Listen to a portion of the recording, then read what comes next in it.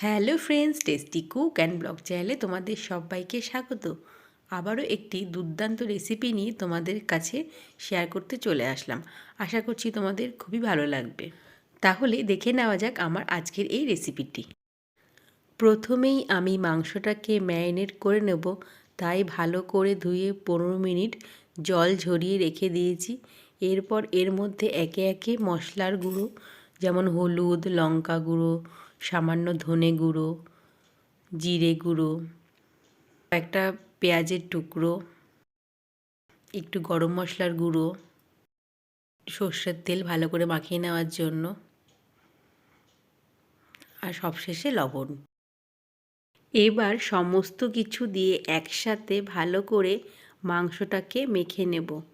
মাংসটা খুব ভালো করে মাখানো হয়ে এলে এটাকে কিন্তু ম্যারিনেট করে আমি 10 মিনিটও রাখবো না, ডাইরেক্ট প্রেসার কুকারে দিয়ে দেবো। তোমরা দেখতে থাকো আমি কিভাবে করছি।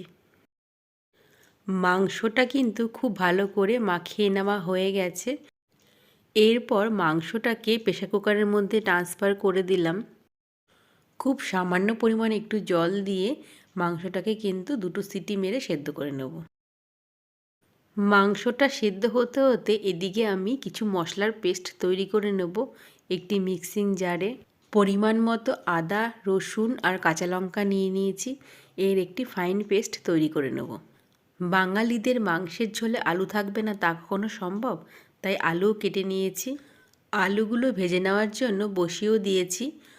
একটু ভাজা হয়ে এলে এর মধ্যে দিয়ে দিলাম পরিমাণ মতো লবণ, আর বেশ কড়া করেই কিন্তু আলুগুলো ভেজে নেব। তো আলু ভাজা হয়ে গেছে, এখন তুলে অন্য একটি পাত্রে রেখে দেবো। আলুটা ভাজা হতে হতে মাংসটাও কিন্তু সেদ্ধ হয়ে গেছে। আর দেখো দিয়েছিলাম সামান্য একটু জল, তো কতটা মাংস থেকে জল ছেড়েছে। এরপর বাকি রান্নাটা করবার জন্য কড়াইতে দিয়ে দিলাম বেশ খানিকটা পরিমাণ সর্ষের তেল, তাতে 3টে তেজপাতা, সাহাজিরে আর গোটা গরম মশলা ফোড়ন। ফোড়ন থেকে সুন্দর একটা গন্ধ বেরোতেই এর মধ্যে দিয়ে দিলাম 2টো মিডিয়াম সাইজের কুচনো পেঁয়াজ। জানো তো বন্ধুরা, পেঁয়াজ ভাজার ওপরেও কিন্তু মাংস রান্নার স্বাদ অনেকটা নির্ভর করে। তাই লো টু মিডিয়াম ফ্লেমে পেঁয়াজটাকে খুব ভালো করে ভেজে নেব। পেঁয়াজটা অনেকটাই ভাজা হয়ে এসছে, তাই এর মধ্যে দিয়ে দিলাম আদা, রসুন, কাঁচা লঙ্কার পেস্টটা। এরপর দিয়ে দিচ্ছি সামান্য পরিমাণ জিরে গুঁড়ো এবং খুব সামান্যই লঙ্কার গুঁড়ো।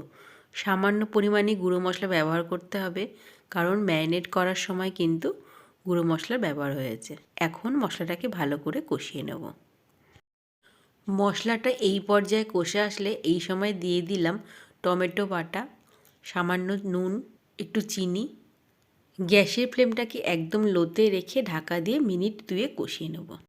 মশলা কষানো হয়ে এসেছে, এখন এর মধ্যে সেদ্ধ করা মাংসটা দিয়ে আবারও খানিকক্ষণ কষিয়ে নেব। সাথে আলুগুলোও দিয়ে দিয়েছি। গ্যাসের ফ্লেমটাকে একদম লোতে রেখে ঢাকা দিয়ে মাংসটা মিনিট 5 কষিয়ে নিয়েছি।